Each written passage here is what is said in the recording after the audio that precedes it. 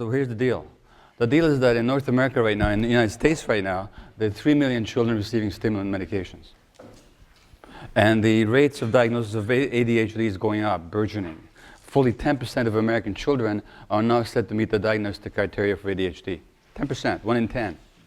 Beyond that, of course, the diagnosis of all kinds of childhood disorders is going way up as well. Bipolar disorder, anxiety, conduct disorders, oppositionality, Asperger's, autism has gone up. But Paul, are you here, Paul Lowenstein? Paul? Yeah? No? Okay. What's the rate of autism? No, Paul Lowenstein, sorry. The child psychiatrist who's here. The rate of autism being diagnosed now is 30 times as much as it was 30 or 40 years ago. 30 or 40 times, I forget. It's either 30 times in 40 years or 40 times in 30 years. I forget which. Something absurd. Now, when you're seeing, and in Canada, the rate of prescriptions for stimulant medications in the last 5 years has gone up 43%. Now, as soon as you're looking at numbers like that, you know you're not dealing with anything genetic. Because genes don't change in a population over 5 years or 10 years or even 50 or 100 years. Incidentally, multiple sclerosis in women in Canada, and I'm sure American statistics would be similar, in the 1940s, the rate of MS used to be 1 to 1. You know what it is now? Gender ratio, 1 man for every woman. You know what it is now? 4 women for every man. Now, as soon as you know that, you know it can't be genetic. It can't be the diet, it can't be the climate. Because none of that changed more for one gender than the other. Something else has got to be going on. So as soon as you see numbers like that, you know you're not dealing with genetic material. So what is ADHD? So what are all these conditions all about? So this is, although this is a talk on ADD, it's really a talk on childhood developmental disorders in general. And again, the North American approach to these conditions is either the medical or the behavioral one. The medical one is to pharmacologize the treatment. So millions of kids on stimulants, and 500,000 kids in this country are on antipsychotic medications. Atypical antipsychotics such as olanzapine or risperidol, such as we give to adult schizophrenics to regulate their psychoses, and we're giving it to children to regulate not their psychosis, but to regulate what? Their behavior. In other words, what we have now is a massive social experiment in the chemical control of children's brains. And we have no idea what the long-term consequences are going to be in terms of brain development to give adolescents antipsychotics because they're not behaving. But it also shows how bereft we are of understanding, because again, we're dealing with effects rather than causes. And we're so divorced from understanding what it's really all about. The other is the behavioral approach, which is simply we try and change the behavior. So kids behave badly, well, what do? Timeouts, punishments, tough love, 1, 2, 3 magic. I'll tell you more about timeouts later and how pernicious and toxic they are.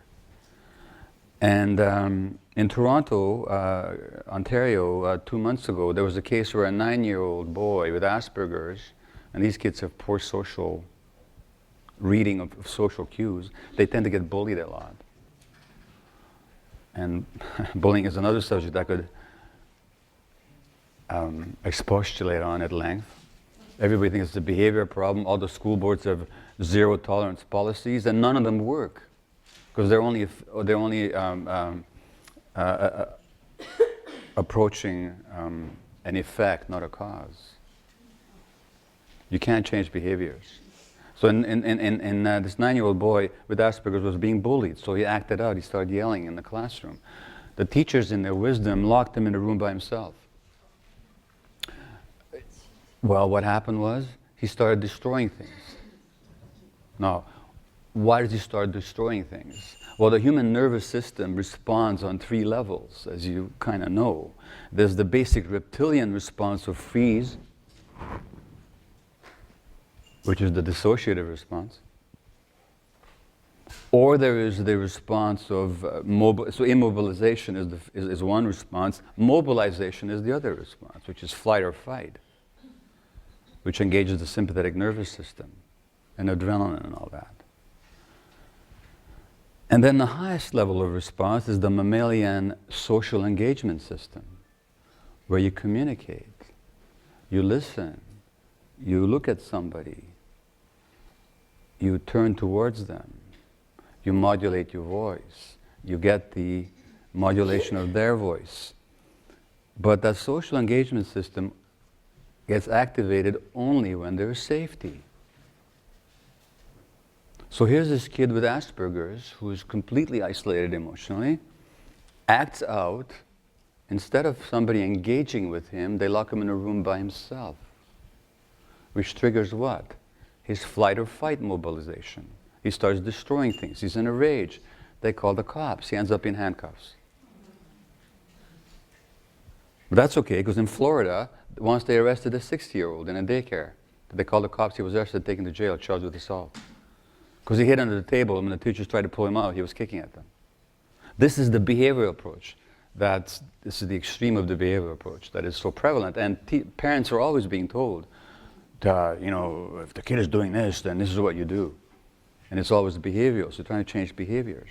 But again, perhaps you won't be surprised when I'm telling you that you can't understand kids on the behavioral level. The behaviors are only symptoms. If I said that so-and-so is acting out, if I said that kid is acting out, what in your mind's eye would you see him doing? A 6-year-old is acting out. What do you see him doing? Tantrum? Something oppositional? But see, acting out is a really good phrase if you only understand English. Acting out means that we act out in behavior that which we haven't got the language to say in words.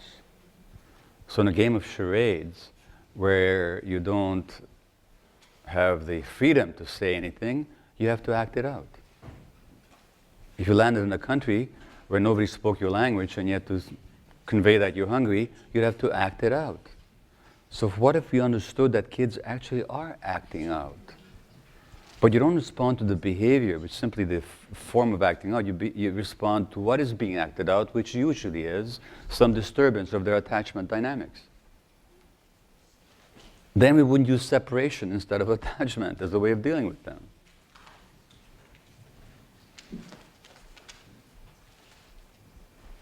So ADHD then, and these other conditions. Well, if they're not behaviors, and if they're not genetic, everybody writes a book on ADD. There's 300 books out there on ADD, and almost 299 say that it's a genetic disease. And as I modestly point out, there are 2 opinions on ADD. There's mine and everybody else's. And it's very interesting. The Canadian title of my book was entitled Scattered Minds. And you look at the origins and healing of attention deficit disorder.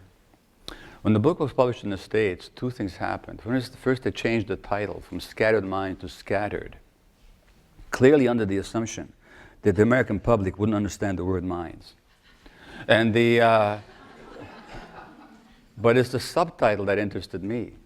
They changed that from a new look at the origins and healing of, to how ADD originates and what you can do about it. Now, what do you notice there? There's the action-oriented, let's get in there and do something. Heaven forbid we should just look at something. But that's just the whole problem. If you're going to do something, look first, pause. Don't send in the Marines right away. Look at the problems first. Be with them. Understand them. And then from what you see, the appropriate action will arise. As the Hungarian-born American psychiatrist Thomas Hoare said, when you get the what, then you know the how. So for those of you that are interested, and I don't have the book here, but my book on ADHD is entitled Scattered, How ADD Originates and What You Can Do About It. You can certainly get it on Amazon.com. And I wrote the book after I was diagnosed myself at age 51 or 52. And how I was diagnosed is I was working at palliative care at Vancouver Hospital. I was the director of the Palliative Care Unit, looking after terminally ill people. And the social worker on the unit, Betsy Jo Spicer, said, hey, I got to have coffee with you. I said, okay, let's have coffee. And so we did. And she told me that she'd just been diagnosed at age 38 with ADHD as an adult. And I didn't know that the condition existed in adults. I didn't know anything very much about it, really. But within 5 minutes into the conversation, I knew that she was describing me, which is why she wanted to have coffee with me in the first place.